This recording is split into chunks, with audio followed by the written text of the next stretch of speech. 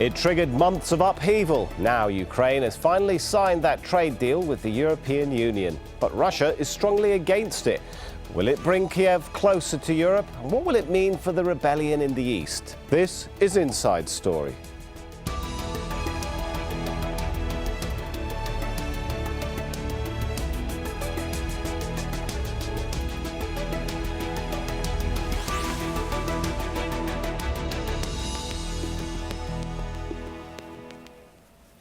Hello and welcome to the show. I'm Sami Zaidan. Now, Ukraine's new president, Petro Poroshenko, has signed a cooperation agreement with the European Union. The deal will free up trade with the EU, offering greater access to the huge European market, but it also means closer cooperation in energy and foreign policy. In return, Ukraine must meet European standards on human rights and democracy, strengthen the rule of law and fight corruption. Well, all this could eventually lead to Ukraine possibly joining the EU. But it was, let's remember, the very refusal to sign this deal that set off the crisis in Ukraine, the toppling of the president, the loss of Crimea and, of course, the rebellion in the east. Well, now Moscow is not taking this lightly, as you'd think. It's already warning there'll be what it calls grave consequences for the government in Kiev. Well, President Poroshenko has hailed the agreement as the most important move since his country's independence. But he does have some concerns. I think this is the most important day for Ukrainian history after Independence Day. The only thing who can make a problem for us is the problem of security. You know that at the present time, Ukraine are under attack. And my first step after inauguration was coming to Donbass and present it there on Donetsk and Lugansk region. Peace plan of the President Poroshenko, which I promised during the campaign. And significant elements of this peace plan is decentralization of power, is defending the right of the Russian-speaking people speaking of any languages they want on the regional level. Well, as we just mentioned, it was the reversal of a similar agreement that saw Ukraine spiral into chaos. Back in November, then President Viktor Yanukovych blamed pressure from Moscow on that decision.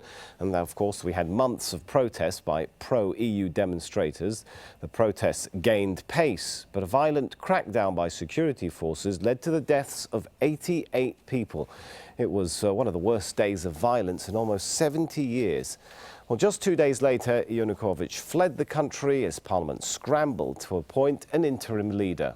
Later, as pro-Russian protests grew in strength, Crimea voted to leave Ukraine in a hastily organized referendum. That process ended with it becoming part of the Russian Federation. Well, early in April, pro-Moscow activists began occupying government buildings in the east, touching off months of sporadic fighting between pro-Russia separatists and Ukrainian forces. It was only last week that a fragile ceasefire was finally declared. People in Ukraine have been positive about the agreement. Let's hear what some of them had to say, at least. We are together against Putin. We love Russians and despise Putin. Europe has been living under the rule of law much longer, and I think we will take the best practices from them. I will also add proudly that we need to go to Europe, and we must be friends with Europe. We are Europe. Ukraine is Europe. What's positive is, first of all, support from the economies of European countries. It's a support we've long waited for. It may also mean signing of additional agreements about support of our territorial integrity by the European Union countries. It's important, it's a victory, but it came with a very high price, a very, very high price. Let's bring our guests in now to discuss the issue. From Brussels, Amanda Paul. She is a policy analyst with the European Policy Centre who specialises in Ukraine-EU integration. In Kiev, Oleksiy Haran, Professor of Comparative Politics at the University of Kiev Mohyla Academy. And finally, Alexei Vedev, who is the Director of the Centre for Structural Studies with the Institute of Transitional Period. He joins us from Moscow. Let's start with Kiev and with Mr. Oleksiy Haran. The new president certainly looked happy there as he was signing the agreement. Are you celebrating as well today? Yeah, and I think people in Maidan are celebrating, and this is really the victory for Ukraine, because the agreement was prepared for almost a decade by different governments and different presidents. I would like just, to correct one thing about what happened in Crimea and in the east of the country, because in Crimea it was direct intervention of Russia. Okay, and sorry, it was Alexei. annexation I understand by Russia. there are a lot of perspectives That's on this. very important. Let's keep the discussion, if we could, focused on going forward and today's agreement rather than the past, if we could. Let me bring in Alexei Vedev from Moscow. No, it's not past. Okay. It's what we have now. Nevertheless, we have undeclared war from Russia. Right, let's talk about the agreement, though. If I could bring Alexei into the discussion. From your understanding and contacts and research with people in the East, is everybody celebrating in Ukraine today? Are you asking me? No, that question I said, keep sir, asking for him? Mr. Alexei in Moscow. Yes. Good day. I'm strongly hesitate that this is good news for eastern part of Ukraine, and for Crimea it's a neutral news, because now Crimea are on the way to integrate to the Russian economy. So my prediction is that Crimea economy will be more or less stable in the next 3 years. But for east part of Ukraine, I think it's bad news. It will be a problem. Why is it bad news? I mean, we've heard economy... from Mr. Alexei in Kiev. A lot of people are happy. This is the day they've been waiting for. What could there possibly be to make you unhappy on this day? I think the movement to the Europe, maybe it's too early for eastern part of Ukraine to move so fast to the Europe. Because it's metallurgy, it's all the economy, it's hard, big enterprises in the east part of Ukraine. They are traditionally oriented to the Russian economy. They incorporated, and the Russian economy, it's the biggest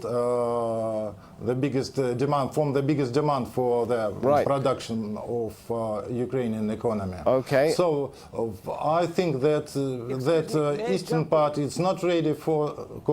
Okay, you made that point. Let me bring in Alexei Haran from Kiev. I could see you're angling to get in. Please go ahead, sir. Yeah, it's interesting. Definitely, it's interesting to hear how my Russian colleague is commenting the events in Ukraine. But let me comment the events in Ukraine from Ukrainian perspective. And again, if we are talking about the east of the country, we understand that the country needs reforms, including the east of the country. But it's difficult to do reforms when you have undeclared war from Russia. I would like to stress it again. This is so-called hybrid war, when Russia is using mercenaries, troops,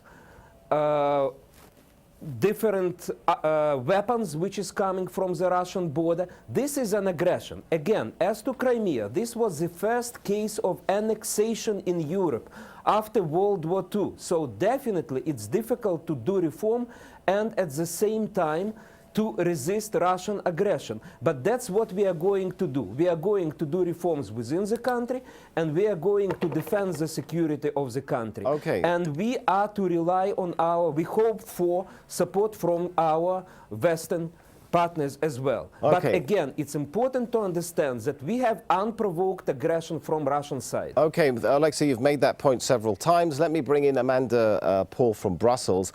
You know, there's obviously, if you look at the thing from the perspective in Kiev, there's a lot of hope riding on this agreement.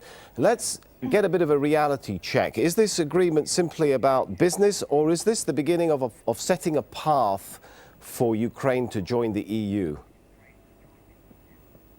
Well, I mean, it's not just about business. The agreement is a historical agreement. It's going to bring Ukraine much closer politically and economically towards the EU. And as I think it was President Barroso said today, the agreement doesn't mean the end of the road.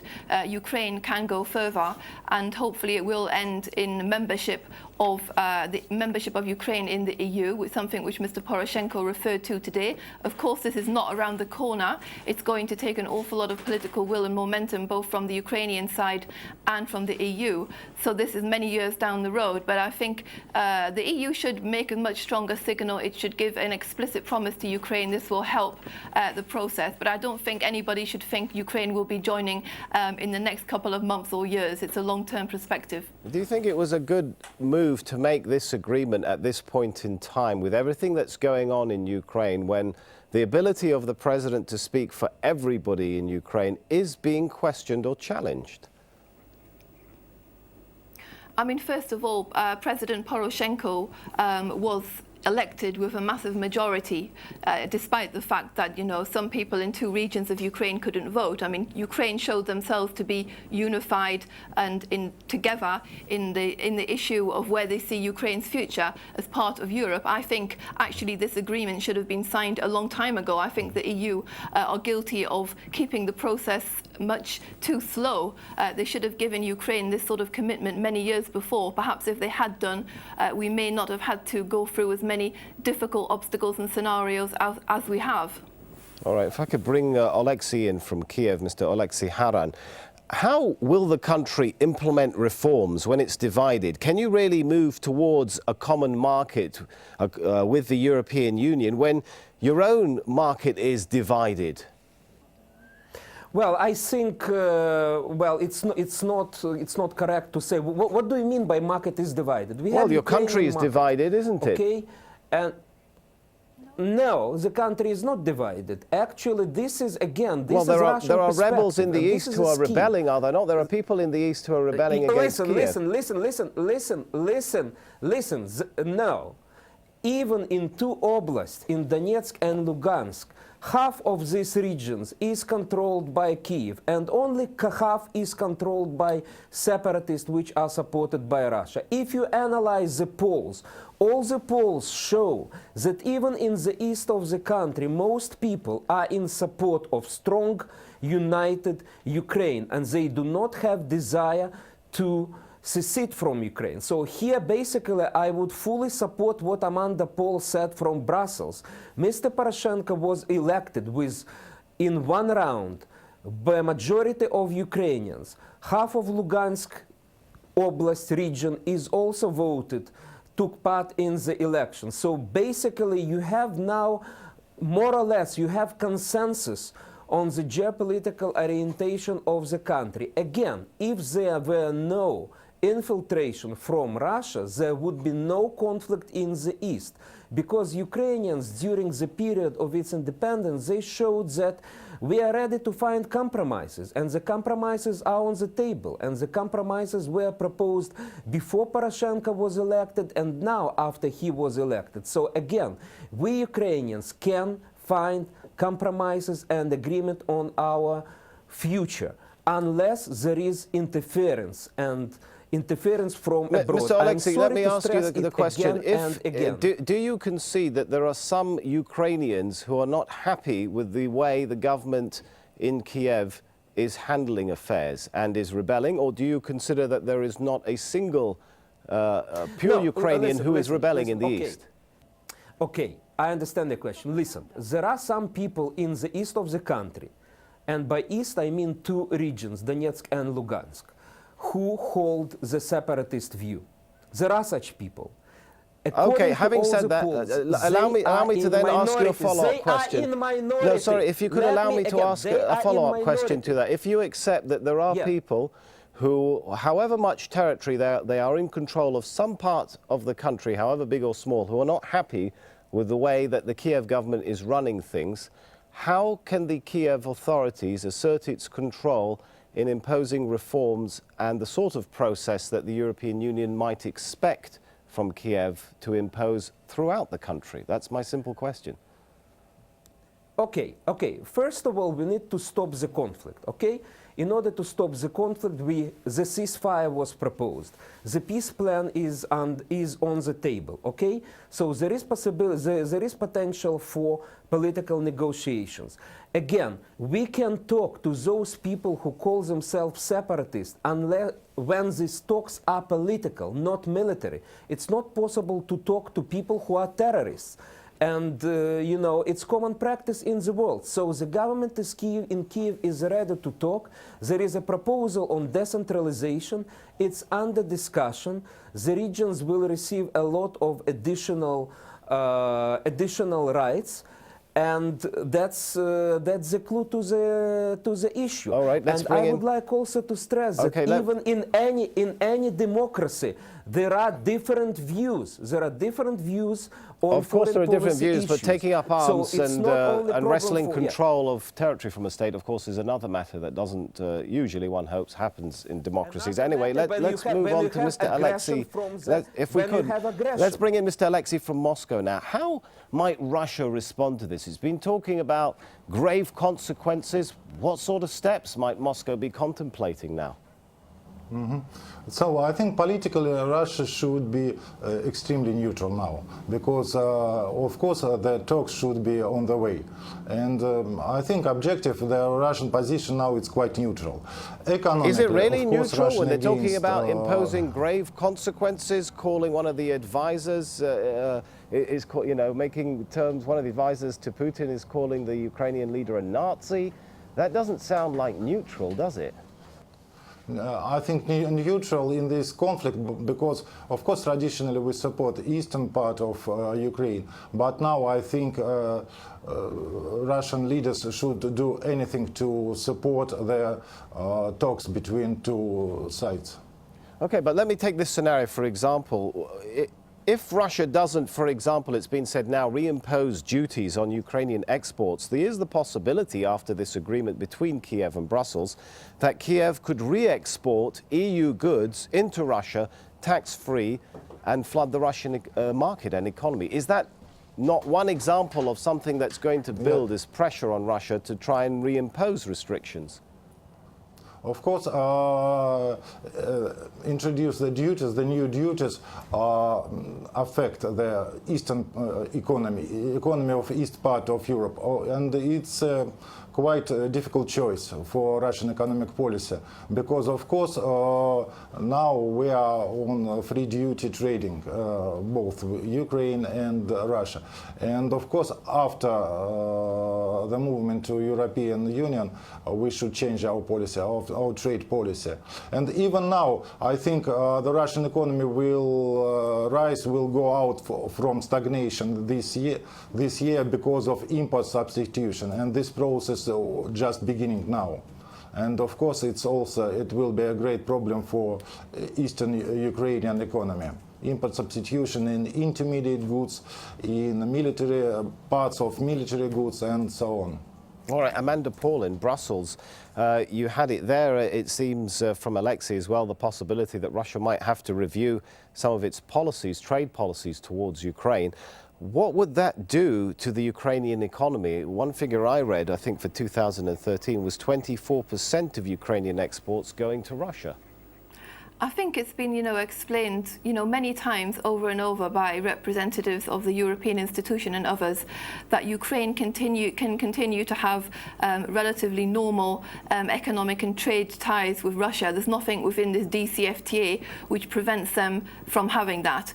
It's just that the Russians themselves have an all or nothing approach and are putting obstacles in the path to create, this very ugly situation that we have now. I mean, the problem with Russia is that, if I might say so, it behaves like a husband who is beating its wife as a way to keep the wife with it, only it has the opposite effect, and the wife runs away anyway. If the Russians changed their approach, I think they would have a much more constructive relationship or dealings with Ukraine and other countries in the region. Okay, but my question, Amanda, really, if the wife runs away, to use your analogy, and she loses 24% of her income, that's still a problem, regardless of how good or bad you think the husband is. How will Kiev deal with that, or how will Brussels help Kiev to deal with that? Well, I mean, the EU, Brussels, has promised to economically support Ukraine. What that's actually going to amount to in the long term remains to be seen, because, as we know, the EU is still suffering from the economic crisis. So I think we're going to have to say that, as with other integration projects, of course, there's going to be some economic hardships in the short term, but in the medium to long term, Ukraine will benefit. But I'm afraid you have pain before the glory. And that's how this is probably how it's going to be in this case as well. Pain before the glory. Mr. Alexei in Kiev, will that glory be shared by everyone? If Russia's trade relationship with Kiev is impacted because of this deal, will it not be actually the east of Ukraine which will be impacted the worst? Listen, the problem of the East is not of association agreement with the EU. The problem of the East is that it has unmodernized industry, which is inherited from the Soviet time. And it was time long ago to start modernization of this industry. So actually here, Ukraine is not unique. We are to follow what has been already done by Poland, by Baltic countries, by Slovakia, by Romania, and other countries which now are members of the EU. So we do not have actual alternatives. The alternative is either we have reforms and we are joining the club of civilized nations which share European values, freedoms, and market values, or we are to join Russian-led customs union, which is the union of dictators. So this is a choice, and I believe what have been done quite recently in Russian-Ukrainian relations by Mr. Putin showed to many Ukrainians that our choice should be Europe, not the customs union led by Russia. So, you know, there's no alternative actually. Okay, there's no alternative, but you talked about a modernization program which is necessary. I guess my question is, when you look at the majority of the exports that are going from Ukraine to Russia, they're things like base metals, machinery, equipment, a lot of which is manufactured in eastern Ukraine. Now, how much of a modernization program is there? How much can there be that Kiev could impose in key areas in Luhansk and Donetsk while there is, let's say, I know you don't like the word division, while there are problems in the east? Okay, listen, maybe you should invite economists for this discussion. I am political scientist. But let me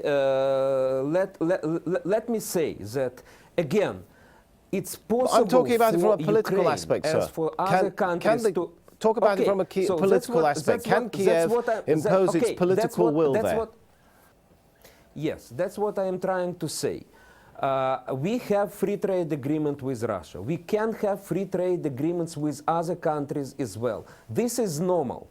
So Russia is putting obstacles. And definitely if Russia puts obstacles to Ukraine, we need somehow to challenge it and to find the way out. Again, if you compare the situation with 1991, when Ukraine gained independence, all our industry was connected to Russia.